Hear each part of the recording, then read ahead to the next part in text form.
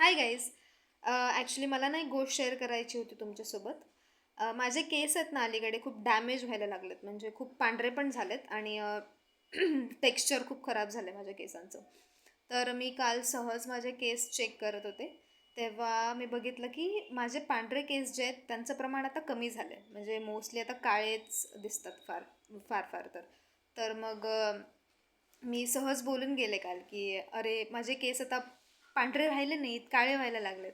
तर माझी आजी पण तिथे होती. ती कशी बोलते, "हो गं, माझे पण आता पांढरे राहिले नाही आहेत, आता काळे व्हायला लागलेत माझे पण केस." अशी ती एकदम सिरियसली बोलली. आणि मी म्हणजे मला खूप हसू आलं, कंट्रोलच नाही झालं की ठीक आहे, आम्ही यंग आहे, आमचे पांढरे केस काळे होऊ शकतात, पॉसिबिलिटीज तरी आहेत. पण म्हाताऱ्या माणसांचे पांढरे केस परत काळे होतील असं कसं काय शक्य आहे? म्हणजे ते तेलाची कमालच म्हणायला लागेल. ठीक आहे, तुम्ही पण मला कमेंट्समध्ये सांगा की तुमच्या आजी किंवा तुमचे आजोबा पण असेच फनी आहेत का? चलो बाय.